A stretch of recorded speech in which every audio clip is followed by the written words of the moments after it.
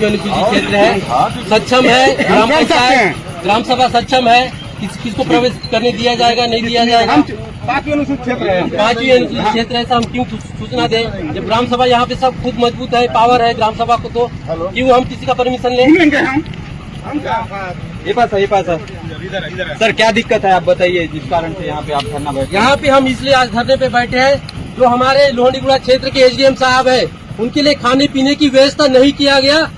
कब 15 तारीख को तो उन्होंने 1 घंटे के अंदर नोटिस निकाला और कहा गया कि जो चित्रकूट में पर्यटन स्थल पे जो नाका समिति चल रहा है वो अवैध तरीके से वसूल किया जा रहा है। इसके पहले जो चल रहा था, जो पुराना समिति है, जो ग्रामीण पर्यटन समिति, वो जो गांव के वार्ड पंच और 2-4 गांव के बेरोजगार युवा चला रहे थे, लेकिन उनके द्वारा आर्थिक अनियमितता पाई गई थी। इसलिए ग्राम सभा बिठा के पूरे गांव के लोगों ने निर्णय लिया था कि जो पुराना समिति है उसको भंग करके ग्राम पंचायत और अस्थायी न्याय समिति बना के संचालित किया जाएगा। लेकिन जो एसडीएम है, जो तहसीलदार है और जो यहाँ के विधायक है, सांसद है, उनके दबाव में एसडीएम, तहसीलदार और जो 15 तारीख को सीएम साहब के कोई फैमिली के मेंबर आए थे, उनके लिए खाने पीने की व्यवस्था नहीं किया गया था और एसडीएम के द्वारा भी खाने पीने की व्यवस्था की मांग की गई थी। उसकी मांग पूरा नहीं होने के कारण ये नोटिस जारी करके हमारे नाका को सील किया गया है। ये 5वीं अनुसूचित क्षेत्र है। एसडीएम साहब, यहाँ के माननीय कलेक्टर जी, 5वीं अनुसूचित क्षेत्र का पावर आप जानते हैं, ग्राम सभा का पावर जानते हैं। मतलब जो यहाँ पे बिना मतलब परमिशन के आप यहाँ पे हमको बलपूर्वक नाका से हटा रहे हैं, ग्राम सभा का आप उल्लंघन कर रहे हैं। क्या आप हाईकोर्ट को नहीं मानते? जो 18 अप्रैल 2013 का जजमेंट है हाईकोर्ट का, ना लोकसभा ना विधानसभा, मतलब आप हाईकोर्ट को नहीं मानते, मतलब आप ग्राम सभा को नहीं मानते। कलेक्टर साहब, एसडीएम साहब, तो ये हमारा पावर है, ये हमारा अधिकार है। हमारे ग्राम पंचायत में, हमारे ग्राम सभा में किस तरह से व्यवस्था करना है, कौन यहाँ पे संचालित करेगा, कितना हम कर देंगे। और मैं एक ग्राम पंचायत का सरपंच हूँ और सरपंच होने के नाते छत्तीसगढ़ पंचायत राज अधिनियम 1993 के तहत मुझे भी ग्राम पंचायत को भी अधिकार दिया गया है, धारा 77 धारा 2 के तहत, कि यहाँ पे जो प्रवेश शुल्क है, जो बाहर से गाड़ियाँ आ रही है, उनको टैक्स लिया जा सकता है। ना एसडीएम साहब ग्राम पंचायत को मार रहे हैं, ना ग्राम सभा को मार रहे हैं।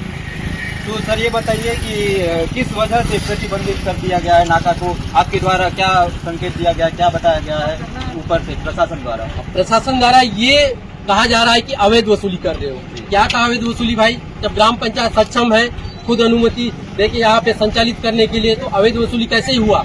ग्राम सभा में हम लोगों ने निर्णय लिया था कि यहाँ जो पुराना समिति है उसको भंग करके गांव के बेरोजगार युवाओं के द्वारा संचालित किया जाएगा, तो अवैध वसूली कैसे हुआ? तो ये बताइए, एसडीएम साहब ऐसा क्या बताए थे जिस चीज की व्यवस्था न की गई थी, जिस कारण से नाका समिति को भंग करने की कोशिश? एसडीएम साहब हमारे ग्राम पंचायत कोटवार के माध्यम से व्यवस्था करने के लिए बोले थे, राशन पानी व्यवस्था करने के लिए बोले थे। उनके कोई फैमिली आ रहे थे कि कोई मंत्री आ रहे थे, हमको तो नहीं पता, लेकिन उनके द्वारा व्यवस्था करने बोला जा रहा था ग्राम पंचायत को, जो नाका चला रहा है। अगर हम व्यवस्था कर देते तो वो नोटिस नहीं निकालते। भाई, हम जो ग्राम पंचायत का जो संपत्ति है, जो कर्ज जो हम लोग ले रहे हैं, हम गांव के विकास कार्य में क्यों उपयोग नहीं करेंगे? क्यों इनको देंगे? हम क्यों इनको खिलाते रहेंगे? इनके अगर हम इनकी खातिरदारी करते ना, तो नोटिस नहीं निकालते, वाही हमारे ऊपर करते रहते, हमारे बच्चे हैं बोलते रहते हैं। सर, जो आपको लिस्ट भेजा गया था जो भी खिलाने पिलाने का, वो आपके पास प्रूफ है? लिस्ट है मोटू? हाँ, ये तो पुराना लिस्ट है। इसके पहले जो संचालित हो रहा था, इसके पहले जो 5 साल संचालित हो रहा था, आप देख सकते हैं। एसडीएम वाला निकालो, ये देखो, ये जो पुराना ग्रामीण समिति है, एसडीएम के नाम से ये बिल बनाया गया था कि मतलब जो यहाँ ग्राम पंचायत का संपत्ति है, जो ग्राम पंचायत का अधिकार है, ये अधिकारियों को खिलाया जा रहा था। ये देखिए, एसडीएम द्वारा खर्च किया गया है। वीआईपी इतना 5-10 हजार का एक बिल है, और जो 5 साल जो ग्राम पंचायत से जो आय आना था, ग्राम पंचायत में कुछ विकास कार्य नहीं हुआ। बस गरीब लोगों के लिए एसडीएम, कलेक्टर, मंत्री, उनके लिए व्यवस्था होती थी, लेकिन ग्राम पंचायत को कुछ नहीं मिलता था। इससे आप मतलब जो प्रशासन है, जो एसडीएम साहब हैं, तहसीलदार हैं, उनसे आप क्या मांग करते हैं यहाँ पे धरना करते हैं? हम क्या मांग करेंगे? जो सील वहाँ लगाए हैं, जी पता नहीं किसके पावर से, किसके आदेश पे सील लगाए हैं। एक बार भी उन्होंने ये नहीं बोला कि चलो ठीक है, आप 5वीं अनुसूचित क्षेत्र में है, ग्राम सभा का अधिकार है।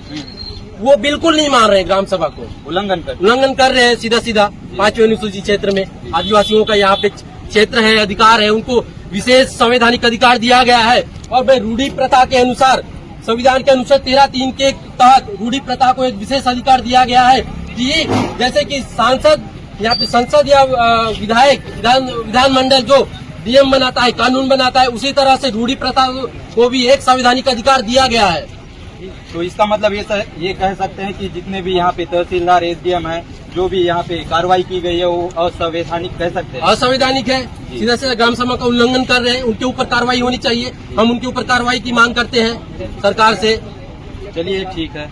तो देख सकते हैं किस प्रकार से यहाँ पे शासन प्रशासन अपनी जो शक्तियाँ का कैसे दुरुपयोग किया जा रहा है। तो ये बात ऊपर तक जानी चाहिए, यहाँ सरकार को भी जानना चाहिए कि कैसे 5वीं अनुसूचित क्षेत्र के अंदर जो पंचायत की जो अधिनियम है उसको उल्लंघन किया जा रहा है। जो भी संवैधानिक रूल्स एंड रेगुलेशन है वो सबका यहाँ पे कोई पालन नहीं किया गया, नहीं जा रहा है। तो मिलते हैं आपको एक नई अपडेट के साथ।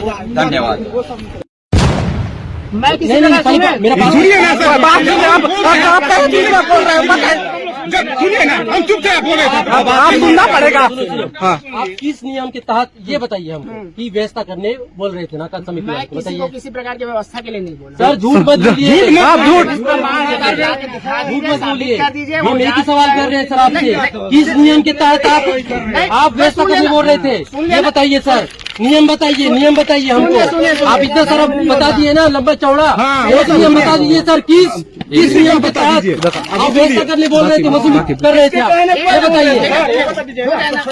आप प्रमाण ला दीजिए, मैं इस तरह का कोई चीज किसी को बोला बोले हो आप प्रमाण ला बोले हो आप प्रमाण ला दीजिए ना आप भाई। फोन के माध्यम से, कोतवाल के माध्यम से आप बोले हो प्रमाण ला आप। दीजिए। इसके पहले मेरे को डेट याद नहीं है, कलेक्टर साहब लोग आए थे, उस दिन भी आप बोले थे कोटवार के माध्यम से। आप प्रमाण हम लोगों ने ला उस दिन दीजिए। चलो ठीक है कर देते कलेक्टर। ये पहले का ये जो ये पुराना वाला बिल है सर, पुराने लोग दे दिए हैं। मेरे द्वारा नहीं किया हाँ, गया है। लेकिन आपके द्वारा बोला गया था सर। सब अधिकारियों अच्छा, उस पे कार्रवाई कब करोगे आप? सुने कार्रवाई कब करोगे? ये क्या है? ये क्या है? एक मिनट देखिए सर, अभी 2 महीना क्या हुआ, हम ग्राम पंचायत चला रहे हैं। ठीक है। उसका पहाड़ हो गया, पहाड़ हो गया। लेकिन 5 साल से जो अवैध वसूली चल रहा था वो है तो आप सुनना पड़ेगा बात को। हमारा एक ही सवाल है, किस नियम के तहत आप व्यवस्था करने बोले? किस नियम के तहत बोले आप? हमारा एक ही सवाल है और कुछ नहीं है, एक ही सवाल है। इसके संबंध में आप लोग कहीं पर शिकायत दर्ज करवाए कि मैं जांच करवाऊं? ये जो आप बिल दिखा रहे हैं कि 5 साल इस तरह की चीज हुई है, उसको लेकर आप मेरे पास शिकायत लेके आए हो? या उस दिन जब मैं आया था, जब पहले दिन जब नाका में जो सदस्य रहे मैं बैठक लिया था, उस दिन भी ये चर्चा हुई थी। ठीक है, इसके संबंध में आप लोग मेरे पास किसी प्रकार का शिकायत ले आए हो? वो हम नहीं जानते। आप अपना नियम बता दो, एक नियम बता दो सर, किस नियम के तहत आप व्यवस्था करने बोले? मैं सीओ साहब क्या बैठा था, आप फोन किए थे, मैं सीओ साहब स्पीकर ऑन किया तो मैं खुद सुना हूँ। अरे वो सरपंच अपने आप को विधायक से बड़ा समझता है क्या? व्यवस्था नहीं कर पाता? कोई नहीं दिखाएगा। देखिए, इस तरह का मैं कोई चीज नहीं बोला हूँ। अगर बोले हो आप सर, तो दिखा मैं खुद दीजिए। सुना हूँ, सीओ साहब के फोन में। आप लोग प्रमाण ला दो ना। प्रमाण हमारे पास नहीं है भाई। सर सीओ साहब से बात करें, प्रमाण कैसे दूंगा सर? मैं खुद सुना हूँ। मैं ये सब कोई उसमें तो देखिए, एक नियम बता दो सर, किस नियम के तहत आप, किस नियम के तहत सर व्यवस्था करने को लिए वो बता दो सर। दिक्कत नहीं है वो तो आपकी शिकायत है ना भाई। ना वो बता दो, अब मेरे आप बता दो। हम इसीलिए जब तक निराकरण नहीं हो जाता 21 नियम के तहत हुआ, हम यहाँ से नहीं हटेंगे। टेंट लगाओ यार, आप नहीं हटेंगे हम, नहीं हटेंगे, बैठेंगे चुपचाप। पहले वो नियम बता दो, किस नियम के तहत 5 साल नहीं 10 साल चला। 5 साल से नाका चल रहा था, उस टाइम तो पार्किंग होता दूर था, कोई दिक्कत नहीं था। सुनो 5 साल वो लोग वही किए थे, 5 साल आप लोग भी वही करने वाले हो। इसीलिए तो वो नहीं करे। पहले अपने कार्यकाल तो देख लो सर, अपने कार्यकाल देख लो, हम करेंगे नहीं करेंगे। मेरा कार्यकाल शुरू ही नहीं हुआ है, चार्ज नहीं दिया है। कैसे बोल सकते हो? चार्ज नहीं लेने के पद। देखो जैसे पुराने कार्यकाल की बात कर रहे हो ना, उसकी प्रॉपर एक शिकायत करोगे, जांच कमेटी बैठ जाएगी जो है उसमें दिए जांच हो थे जाएगी। अपन लोगों ये नहीं सर, नहीं होता। एसडीओ को दे दिए। खुद यहाँ एसडीओ को यहाँ पे दे दिए थे सर। बिना एसडीएम शिकायत आवेदन तहसीलदार के यहाँ पे कैसे जांच शामिल होगा? है, जांच कौन करेगा बताइए? मौखिक जांच होता है क्या? कोई नहीं बोला। तहसीलदार बिंदा का आधार होता है तो जांच होता है। आप प्रॉपर तरीके देखिए ना से सर, आप हमको भी एक लिखित में दे दीजिए, इस नियम के तहत हम आपको ये व्यवस्था करने के लिए बोल रहे हैं। एक आप एक लिखित में दे दीजिए। मैं तो नहीं और बोलूँ ना, सर मैं आपको याद सर मैं कई बार बोला हूँ कोटवार को भी, अगर एसडीएम साहब बोल रहे हैं तो लिखित में दे दो, हम व्यवस्था कर देंगे। प्रोटोकॉल में है तो हम व्यवस्था कर देंगे, लेकिन आपके पास कुछ कोई ऐसा नियम ही नहीं है ठीक है ना, व्यवस्था करने का, तो कहाँ से आप लिखित में दोगे? मैं समझ एक गया। ही बात को लेकर उसको मत बोलो जो है। ना ना ना, हम उसी बात पे करके किस नियम के तहत आपने व्यवस्था करने बोला पंचायत को, नाका समिति को, किस नियम के तहत? नियम बता दो, नियम में है तो। मन चाहे बिल लेके आज के थमा देते देखो, हैं। जिस पे आप आरोप लगा रहे हो उसकी जिम्मेदारी नहीं है कि वो आरोप के बारे में बोले कि स्वेच्छा से स्वीकार करें जो चीज। बस नहीं सर, अधिकारी नहीं है। विधानसभा की बात उठा रहे थे, तो आप उसका शासन आवेदन जो बैठक है ऐसा घटना होगी कि मुख्यमंत्री जी के बेटी और दामाद जाते हैं चित्रकूट पर्यटन टूर पर, उनका निजी मामला है। ये तारीख है 15 तारीख को। वहां के एसडीएम का फोन आता है, चित्रकूट के युवा सरपंच है, पढ़े लिखे सरपंच है, कि आपको उनके लिए मुर्गा बकरा खाना आदि इत्यादि डैश आदि सब व्यवस्था करना है। तो पढ़ा लिखा सरपंच है, उन्होंने मना कर दिया, मैं ग्राम पंचायत के और जो नाके लगा रहे हैं उस टैक्स से पैसा मैं नहीं दे सकता। तो सरपंच ने उन्हें डराने धमकाने दबाव बनाने का प्रयास एसडीएम ने किया सरपंच को। सरपंच ने फिर भी नहीं माना, तो तुरंत 15 तारीख को एसडीएम नोटिस जारी कर देते हैं उनको कि आपको नाका बंद कर दिया जाता है। उससे पहले कारण बताओ नोटिस भी जारी किए और नाका बंद करने का निर्देश भी दिए। तो कल पूरे गांव वालों ने मिलकर एसडीएम के खिलाफ प्रदर्शन किए, वही चित्रकूट में ही। तो एसडीएम ने उनको विभिन्न धाराओं के तहत सरपंच एवं अन्य 12 लोगों के खिलाफ में विभिन्न धाराओं के तहत कार्रवाई किया, विभिन्न संगीन धाराओं के खिलाफ कार्रवाई किया। तो हम पूछना चाहते हैं, क्या ग्राम पंचायत को वहां कर वसूली का अधिकार है कि नहीं, टैक्स लेने का अधिकार है कि नहीं? बस्तर में 5वीं अनुसूची लागू है, ग्राम सभा को पावर है कि नहीं, ग्राम पंचायत को पावर है कि नहीं? शायद एसडीएम को इनको अध्ययन कर लेना चाहिए, पहला चीज। दूसरा चीज, आखिर दामाद तो सीएम के ही नहीं, वो हमारे भी दामाद हैं, राज्य के दामाद हैं। अगर उनको मुर्गा बकरा खिलाना ही था, सरकार पास पैसा नहीं है, एसडीएम पास पैसा नहीं है, प्रोटोकॉल पास पैसा नहीं है, तो हमें बोल देते, मैं वहां का क्षेत्र का विधायक रहा हूं, उस क्षेत्र का मैं सांसद रहा हूं, वो हमारा भी दामाद है और मैंने तो राज्य का दामाद भी कहा। तो हम उनको व्यवस्था कर देते, अब मैं स्वागत करने खुद भी चले जाता, तो पारिवारिक संबंध भी बढ़ता, हमें भी अच्छा लगता। लेकिन बदले की भावना से एक सरपंच के ऊपर नोटिस देना और कार्रवाई करना, क्या यही सुशासन है?